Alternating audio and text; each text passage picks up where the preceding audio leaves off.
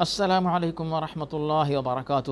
الحمد للہ رب العالمین والصلاة والسلام علی عبدہ ورسولہ نبینا محمد وعلی آلہ واصحابہ اجمعین، اما بعد۔ بسم اللہ الرحمن الرحیم۔ معزز اور محترم روزہ دار مسلمان بھائیوں اور بہنوں، ماشاءاللہ اللہ کا فضل و کرم ہے کہ اللہ تعالیٰ نے اس سال بھی ہمیں اور آپ کو آخری عشرہ نصیب فرمایا، اور تاخراتیں ہمیں اور آپ کو نصیب ہوئیں۔ یہ بات ہم سب جانتے ہیں کہ اللہ رب العالمین نے ماہ رمضان کو رحمت کا مہینہ قرار دیا، اور لیلۃ القدر آتی ہے اللہ تعالیٰ کی رحمت کثرت سے حاصل کرنے کے لیے۔ تو اس مناسبت سے ہم اور آپ آج جو ہے انشاءاللہ یہ جو رحمت ہے اللہ تعالیٰ کی رحمت، تو آج کی اس ملاقات میں اللہ تعالیٰ کی رحمت کے متعلق قرآن و حدیث میں جو معلومات پیش کی گئی ہیں ان کے متعلق انشاءاللہ کچھ مختصر باتیں معلوم کرنے کی انشاءاللہ کوشش کریں گے۔ بھائی اور بہنوں، پہلی بات یہ ہے کہ اللہ رب العالمین نے اپنا تعارف زیادہ تر رحمان اور رحیم کی صفت سے کیا ہے۔ ہم دیکھتے ہیں قرآن مجید کی ہر ایک سورت سے پہلے ہم جو پڑھتے ہیں بسم اللہ الرحمن الرحیم، اس میں اللہ تعالیٰ کی دو صفات یعنی الرحمن بہت زیادہ مہربان اور مہربانی کرنے والا، اور الرحیم نہایت رحم کرنے والا۔ تو یہاں پر اللہ تعالیٰ نے اس آیت کے اندر اپنی رحمت کی صفت کو ابھار کر پیش کیا ہے۔ جب ہم سورۃ الفاتحہ پڑھتے ہیں اس کے اندر بھی الرحمن الرحیم، ان دونوں جو صفات ہیں رحمت پر مشتمل، ان کا ذکر یہاں پہ کیا گیا ہے۔ اب یہ دونوں باتیں واضح ہونے کے بعد بھائی اور بہنوں، ہم اس بارے میں غور کریں گے کہ اللہ تعالیٰ نے قرآن مجید میں اور کون سے مقامات پر اپنی جو صفت ہے رحمت کی اس کے بارے میں اجاگر کیا اور واضح کیا ہے۔ ہم دیکھتے ہیں سورۃ الاعراف آیت 156 کے اندر اللہ تعالیٰ نے واضح فرمایا کہ اللہ تعالیٰ کی رحمت ہر ایک چیز پر چھائی ہوئی ہے، تو ہر چیز اللہ تعالیٰ کی رحمت کے سائے میں ہے۔ اور سورۃ الانعام آیت 54 میں اللہ تعالیٰ نے واضح فرمایا کہ اللہ تعالیٰ نے رحمت کو اپنے اوپر لکھ لیا ہے، یعنی اپنے لیے رحمت کو لازمی قرار دیا۔ تو یہ اللہ تعالیٰ کی اختیار کی بات ہے کہ اللہ تعالیٰ کس حد تک جو ہے کتنی زیادہ رحمت کرنا چاہتا ہے، کتنا زیادہ رحم کرنا چاہتا ہے۔ اب اس کے بعد ہم احادیث پہ غور کرتے ہیں۔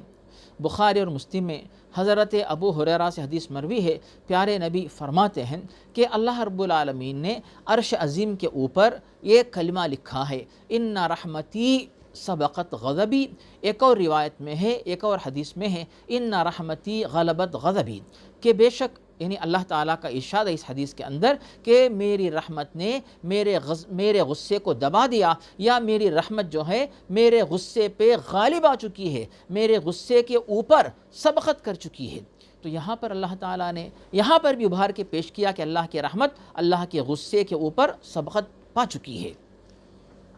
اور اس کے بعد ہم دیکھتے ہیں ایک اور حدیث میں جو صحیح مسلم میں حضرت ابو ہریرہ سے مروی ہے، پیارے نبی واضح فرماتے ہیں، اس حدیث میں یہ بات بتائی جا رہی ہے کہ اللہ تعالیٰ کی 100 رحمتیں ہیں، یعنی اللہ کی رحمت کے 100 حصے ہیں۔ ان 100 حصوں میں سے اللہ تعالیٰ نے صرف ایک حصے کو اس زمین پر دنیا میں نازل کیا۔ اس ایک حصے کی وجہ سے ہم دیکھتے ہیں کہ دنیا میں لوگ آپس میں ایک دوسرے کے اوپر رحم کرتے ہیں، شفقت کرتے ہیں، مہربانی کرتے ہیں، یعنی انسان اول سے لے کر انسان جن تک، انسان اول سے لے کر انسان آخر تک، اور جن اول سے لے کر جن آخر تک، حیوان اول سے لے کر حیوان آخر تک، جتنی بھی شفقت آپس میں جو پائی جاتی ہے، یہاں تک کہ جانور جو مادہ جانور جو ہوتا ہے، جو ماں ہوتی ہے، وہ اپنے بچے کے اوپر بھی جو ہے پیر رکھنے یعنی پیر زمین پہ رکھنے سے پہلے یہ جانچتی ہے، یہ دیکھتی ہے کہ کہیں میرا پیر جو ہے میرے بچے کے اوپر نہ پڑ جائے۔ اس حد تک جو ہے درندہ جانور بھی خیال رکھتا ہے۔ یہ سب رحمت، یہ سب مہربانی یہ کہاں سے آئی؟ وہی اللہ تعالیٰ کی ایک جو رحمت کا ایک حصہ جسے اللہ تعالیٰ نے ساری مخلوقات پہ تقسیم کر دیا۔ اور جو باقی 99 حصے ہیں اللہ کی رحمت کے، تو اللہ رب العالمین ان 99 حصوں کو قیامت کے دن استعمال کرے گا، اور ان 99 حصوں کے ذریعے اپنے بندوں کے ساتھ برتاؤ کرے گا، اس رحمت کو اللہ تعالیٰ اپنے بندوں کے لیے استعمال کرے گا۔ تو یہ ہے اللہ تعالیٰ کی رحمت کی عظمت اور عظیم رحمت اور رحمت کی کشادگی جو اتنی زیادہ ہے۔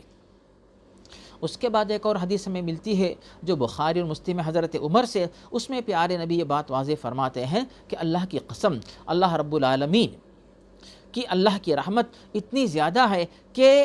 ماں جو ہوتی ہے اپنے بچے پر جتنی رحمت، جتنی مہربانی کرتی ہے، اللہ رب العالمین جو ہے اپنے بندوں کے اوپر اس سے بھی زیادہ رحمت فرماتا ہے، اس سے زیادہ رحم فرماتا ہے۔ تو یہ اللہ تعالیٰ کی رحمت کے بارے میں یہ دلائل ہیں۔ اور اس کے بعد بخاری اور مسلم میں حضرت ابو ہریرہ کی حدیث مروی ہے، پیارے نبی واضح فرماتے ہیں کہ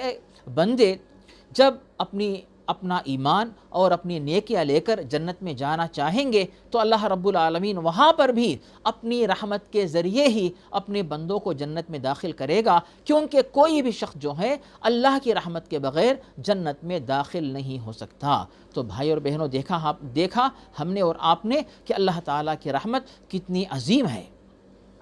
اس کے بعد اللہ رب العالمین اپنے بندوں کے ساتھ کس طریقے سے رحمت کے ساتھ پیش آ رہا ہے، سورۃ الحجر کے اندر آیات 49 اور 50 میں اللہ تعالیٰ نے واضح فرما دیا، نبّ عبادی انی انا الغفور الرحیم وان عذابی هو العذاب العلیم، کہ اے نبی آپ بتا دیجئے کہ میرے بندوں کو بتائیے کہ انی انا الغفور الرحیم، کہ اللہ رب العالمین غفور، بہت زیادہ معاف کرنے والا ہے اور رحم فرمانے والا ہے۔ اس کے بعد دوسری طرف یہ بات بھی بتائی گئی کہ وَأَنَّ عَذَابِي هُوَ الْعَذَابُ الْأَلِيمُ، بے شک اللہ تعالیٰ کا عذاب جو ہے بہت ہی دردناک ہے۔ کہیں ایسا نہ ہو کہ لوگ اللہ تعالیٰ کی رحمت سے خوش ہو کر ایمان کو بھول جائیں، نیکی کو بھول جائیں، کفر کرنے لگے، گناہ کرنے لگے، جرائم کرنے لگے، سزا کو بھول جائیں، ایسا نہ ہو۔ اسی لیے اللہ تعالیٰ نے دوسری آیت میں واضح کر دیا کہ اللہ تعالیٰ کا عذاب بہت ہی دردناک ہے۔ اور اللہ رب العالمین بار بار اپنے بندوں کو اپنی رحمت کے بارے میں امید دلانا چاہتا ہے۔ سورۃ الزمر آیت 53 کے اندر اللہ تعالیٰ نے واضح فرما دیا، قل یا عبادی الذین اسرفوا علی انفسہم لا تقنطوا من رحمت اللہ، اللہ تعالیٰ کی رحمت سے کبھی بھی مایوس نہ ہونا، یعنی اگر گناہ ہو جائے توبہ کر لو، استغفار کر لو، مگر اللہ تعالیٰ کی رحمت سے مایوس نہ ہونا۔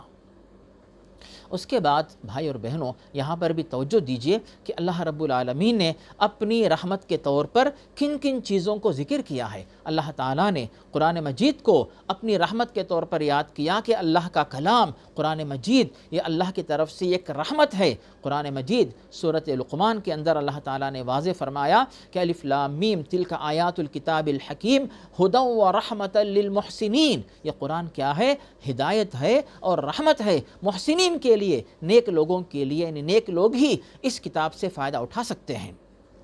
اس کے بعد سورۃ الانبیاء آیت 107 کے اندر اللہ تعالیٰ نے ہم سب کے پیارے نبی محمد مصطفیٰ صلی اللہ علیہ وسلم کو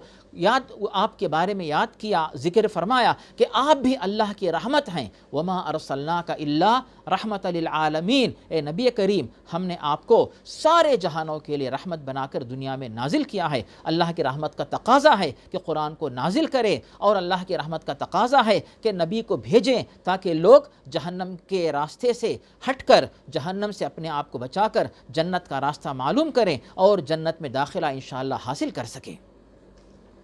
یہ تمام باتیں ہونے کے بعد بھائی اور بہنوں، ذرا اس بات پہ بھی غور کیجئے کہ اللہ رب العالمین نے اس بات کی طرف بھی توجہ دلائی کہ اللہ تعالیٰ گزشتہ جتنے انبیاء کو فائدہ پہنچاتا ہے، نجات دیتا ہے، نجات دلاتا ہے، وہاں پر اللہ تعالیٰ کی رحمت شامل حال ہوتی ہے۔ ہم سورہ ہود کے اندر دیکھتے ہیں کہ نوح علیہ السلام کی کشتی، یعنی خطرناک طوفان کے اندر بھی وہ کشتی بچ جاتی ہے۔ کشتی میں جو سوار ہونے والے اہل ایمان نوح علیہ السلام کے ساتھ ساتھ ان کے جو اہل ایمان جو ساتھی تھے وہ سب بچ جاتے ہیں۔ وہاں پر اللہ تعالیٰ نے واضح فرمایا لا عاصم اليوم من امر اللہ الا من رحم،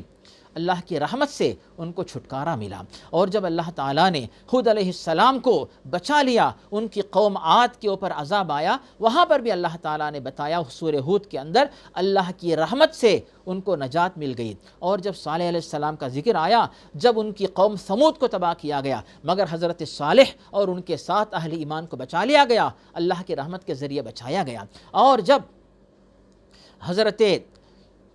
ایوب علیہ السلام کو بیماری سے بچا لیا گیا، بیماری دور کی گئی، وہاں پر بھی اللہ تعالیٰ نے رحمت کا ذکر کیا کہ اللہ تعالیٰ نے اپنی رحمت سے ان کی بیماری کو دور کیا۔ اور جب اللہ تعالیٰ نے زکریہ علیہ السلام کے گھر پر ان کو زکریہ اور زکریہ کی بیوی کو جو بچہ پیدا ہو یحییٰ علیہ السلام، وہاں پر بھی اللہ تعالیٰ نے سورہ مریم میں بتا دیا ذکر رحمت ربک عبدہ زکریہ، اللہ کی رحمت سے جو ہے ان کے پاس لڑکا پیدا ہو، یحییٰ علیہ السلام کی ولادت ہوئی۔ تو اس طریقے سے اللہ تعالیٰ نے بار بار اپنی رحمت کا ذکر فرمایا ہے۔ اللہ تعالیٰ کی رحمت کتنی کشادہ ہے، آپ غور کیجئے، کتنی عظیم ہے، اس پہ توجہ دیجئے، توجہ کیجئے۔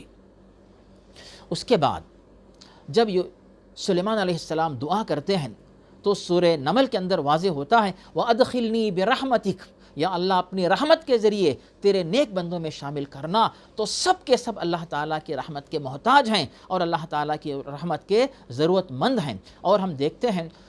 کہ جب ہم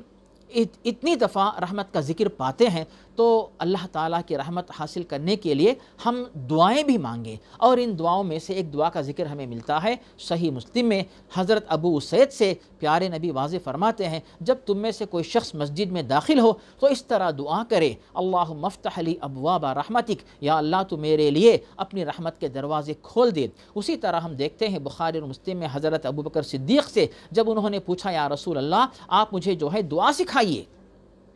کوئی دعا سکھائیں تاکہ میں نماز میں دعا پڑھ سکوں، تو پیارے نبی نے ان کو دعا سکھائی اللہم انی ظلمت نفسی ظلما کثیرا ولا یغفر الذنوب الا انت فاغفر لی مغفرۃ من عندک وارحمنی انک انت الغفور الرحیم۔ یہاں پر بھی ہمیں بات ملتی ہے کہ یہاں پر ابوبکر صدیق کو پیارے نبی نے دعا سکھائی، وہاں پر الفاظ کیا ملتے ہیں کہ یا اللہ تو مجھے معاف فرما دے، مجھ پر رحم فرما، کیونکہ تو ہی جو ہے مغفرت فرمانے والا ہے اور رحم فرمانے والا ہے۔ تو یہ دعائیں ہمارے سامنے موجود ہیں، ان دعاؤں کے ذریعے ہم اور آپ جو ہے اللہ تعالیٰ کی رحمت حاصل کر سکتے ہیں۔ اور یہاں پر بھائی اور بہنوں ذرا اس بات پہ بھی غور کیجئے، اللہ تعالیٰ نے جب رحمت کا ذکر کیا اس بات کا بھی اللہ تعالیٰ نے ذکر فرمایا کہ اللہ تعالیٰ کسی پر بھی ذرا برابر ظلم نہیں کرتا ہے۔ اور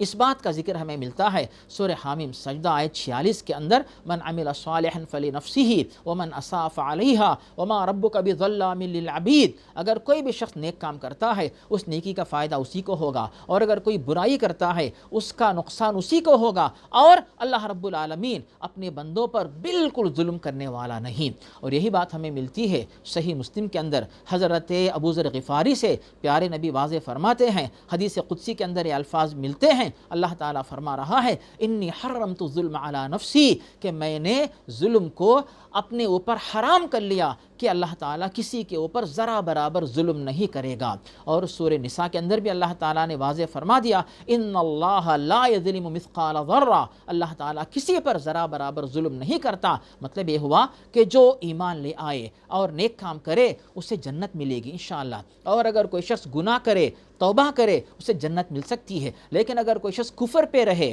اور جرائم کرے، گناہ کرے، برائی کرے، ایمان نہ ہو، پھر یہ کہے کہ مجھے بھی جنت چاہیے، تو پھر یہ گویا کہ عدل و انصاف کے خلاف ہے، اور یہ اللہ کی طرف سے ظلم نہیں ہے، بلکہ اللہ تعالیٰ واضح فرما رہا ہے کہ یہ لوگ اپنے اوپر ظلم کر رہے ہیں، اس ظلم کا انجام ان کو سزا کے طور پہ مل رہا ہے۔ اور اس کے بعد بھائی اور بہنوں ہم ذرا غور کرتے ہیں، جب ہم قرآن و حدیث پر غور کرتے ہیں تو یہ بات ہمارے سامنے واضح ہوتی ہے کہ اللہ تعالیٰ نے دنیا میں جو نعمتیں رکھی ہیں، مثال کے طور پر ہوا ہے،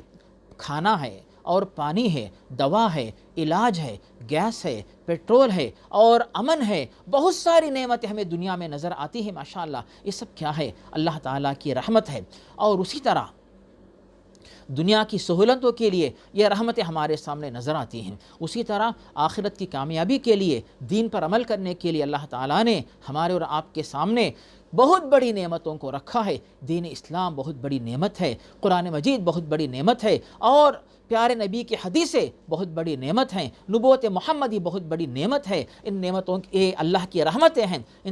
یہ تمام چیزیں جو ہیں، دین اسلام ہمارے لیے رحمت، قرآن مجید ہمارے لیے رحمت، پیارے نبی کی حدیثیں ہمارے لیے رحمت، نبوت محمدی ہمارے لیے رحمت ہے۔ تو یہ تمام رحمتیں ہمارے سامنے موجود ہیں تاکہ ہم ان رحمتوں سے فائدہ اٹھاتے ہوئے آخرت کی جو دائمی رحمت ہے وہ ہے جنت، جیسا کہ بخاری اور مسلم میں حضرت ابو ہریرہ سے حدیث مروی ہے، پیارے نبی واضح فرماتے ہیں، اللہ تعالیٰ جنت سے فرماتا ہے انتی رحمتی، اے جنت تو میری رحمت ہے۔ تو اس اللہ کی جو رحمت ہے جنت، وہ دائمی رحمت جو اللہ کی ملنے والی ہے، وہاں پر پہنچنے کے لیے، اس جنت میں پہنچنے کے لیے ان تمام رحمتوں کا استعمال کر کے ہم وہاں تک انشاءاللہ پہنچ سکتے ہیں۔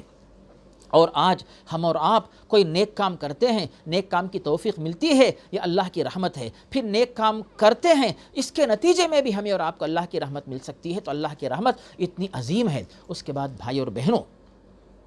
اس بات پہ بھی ذرا غور کیجئے کہ اللہ تعالیٰ نے قرآن کو نازل کیا، اور قرآن کی تفسیر کے لیے احادیث کی بھی اللہ تعالیٰ نے قرآن کے ساتھ ساتھ احادیث کی حفاظت کی۔ اس اعتبار سے ہمارے لیے اس دنیا کے لیے صحابہ کرام کا ہونا، صحابہ کرام کی امانت داری، ان کی دیانت داری، یہ بھی اللہ کی رحمت ہے، اور اس دنیا کے اندر اللہ کے نیک بندوں کا ہونا، وہ بھی اللہ کی طرف سے رحمت ہے، جو ہم سب کے لیے دعائیں کرتے ہیں، ہم سب تک دین کو صحیح طریقے سے پہنچاتے ہیں اور دین کو عام کرتے ہیں، اور بھلی باتوں کا حکم دیتے ہیں اور بری باتوں سے روکتے ہیں۔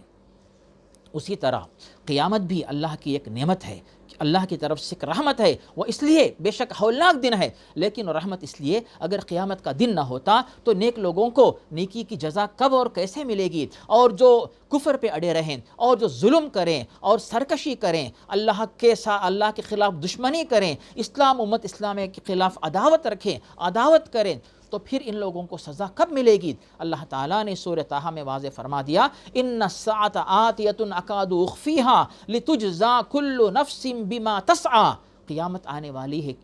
کیونکہ اس کے ذریعے اللہ رب العالمین ہر ایک کو اس کے جو بھی اعمال ہیں ان کا بدلہ اللہ تعالیٰ دینے والا ہے۔ اب اس کے بعد یہ بات بھی غور کریں کہ جہنم کا ہونا، بے شک جہنم عذاب کی جگہ ہے، لیکن جہنم کا ذکر اللہ تعالیٰ بار بار کرتا ہے، جہنم کی سزا کا ذکر کرتا ہے، یہ بھی رحمت ہے۔ اور اگر اللہ تعالیٰ جہنم کو نہ رکھتا، جہنم کا ذکر نہ کرتا، آج دنیا میں یعنی نیکی کہاں رہتی، برائی عام ہو جاتی نعوذ باللہ، کیونکہ لوگوں کو جہنم کا ڈر نہ ہوتا، سزا کا ڈر نہ ہوتا، عذاب کا ڈر نہ ہوتا کہ ایک دن ہمیں اللہ کے پاس جانا ہے، نیک کام کرنے والوں کو جنت ملے گی، برے کام کرنے والوں کو جہنم میں جانا ہوگا۔ یہ ڈر اگر انسانوں کے اندر نہ ہوتا تو دنیا میں کفر عام ہو جاتا، سرکشی پھیل جاتی، کسی کی جان کی، مال کی، عزت کی، آبروں کی کسی کی حفاظت نہ رہتی۔ تو اللہ رب العالمین نے جہنم کو رکھ کے، جہنم کا عذاب رکھ کے، جہنم کا ذکر کر کے لوگوں کو آگاہ کرنا چاہتا ہے، متنبہ کرنا چاہتا ہے، تاکہ لوگ اس جہنم کی سزا سے ڈریں، تاکہ اس دنیا میں فتنہ فساد نہ ہو، اس دنیا میں اللہ کی رحمت عام رہے، اور اللہ کی رحمت سے لوگ مالا مال ہوتے رہیں، اور اللہ تعالیٰ کی رحمت سے فائدہ اٹھاتے رہیں۔ اور یہاں پہ غور کیجئے کہ جب اللہ تعالیٰ نے بار بار رحمت کا ذکر فرمایا ہے، تو جو لوگ اللہ کے دشمن ہیں، سرکش ہیں، وہ تو بے شک اللہ تعالیٰ کی رحمت سے اپنے آپ کو محروم کرنے والے ہیں۔ مثال کے طور پہ اب ابلیس، غور کیجئے آپ، ابلیس ہے، نمرود ہے، فرعون، حامان، قارون، اور اسی طریقے سے مسیح دجال، یاجوج و ماجوج، ابو لہب، ابو جہل، کیا یہ سب جنت میں جائیں گے؟ نعوذ باللہ، کیسے جائیں گے؟ یعنی جنت اللہ کی رحمت کی جگہ ہے، انہوں نے جب اللہ کی رحمت کو ٹھکرا دیا تو اللہ کی رحمت میں کیسے جائیں گے؟ جن دشمنان اسلام کا، جو اللہ کے دشمن ہیں، یہ سب جن کا ہم نے ذکر کیا، یہ اور ان کے نقش قدم پہ چلنے والے، ان کے طریقے پہ چلنے والے، اور اسی حالت میں مر کے دنیا سے جانے والے، جب اللہ تعالیٰ کے دربار میں جائیں گے تو یہ اللہ تعالیٰ کی رحمت کی امید کیسے رکھیں گے؟ یہ کیسے کہیں گے کہ ہم بھی جو ہیں انبیاء کے ساتھ، صحابہ کے ساتھ، اولیاء کے ساتھ، نیک مسلمانوں کے ساتھ جنت میں جائیں گے؟ یہ دعویٰ وہ کیسے کر سکتے ہیں؟ کیونکہ انہوں نے خود اپنے آپ کو اللہ تعالیٰ کی رحمت سے محروم کر لیا اور اپنے آپ کو اپنے اندر کفر اور شرک اور سرکشی یہ یعنی گناہ جرائم رکھتے ہوئے انہوں نے اپنے آپ کو جہنم کا مستحق بنا لیا، تو پھر ایسے لوگ جنت کے حقدار کیسے بنیں گے؟ تو بھائی اور بہنوں، ہمیں اور آپ کو چاہیے کہ اللہ تعالیٰ کی رحمت حاصل کرنے کے اسباب اپنائیں، ان اسباب کو جو ہے ہم اپنا کر اللہ کی رحمت کے حقدار بنیں اور اپنے آپ کو اللہ کے عذاب سے بچانے کی کوشش کریں اور دعائیں کرتے رہیں۔ آخر میں اللہ تعالیٰ کے دربار میں دعا ہے کہ اللہ تعالیٰ ہمیں اور آپ کو اپنی رحمت نصیب فرمائے اور ہمیں اور آپ کو اللہ رب العالمین گناہوں سے بچائے، سزاؤں سے بچائے، عذاب سے بچائے، اور اللہ رب العالمین ہمیں اور آپ کو ماہ رمضان کی برکتیں اور رحمتیں نصیب فرمائے، اور اللہ رب العالمین دین اسلام کو اور امت اسلامیہ کو غلبہ نصیب فرمائے، آمین۔ اللہم ربنا تقبل منا انکا انت السمیع العلیم، اللہم صلی وسلم وبارک علی عبدک ورسولک نبینا محمد وعلی آلہ واصحابہ اجمعین، والحمد للہ رب العالمین، فجزاکم اللہ خیرا، والسلام علیکم ورحمۃ اللہ وبرکاتہ۔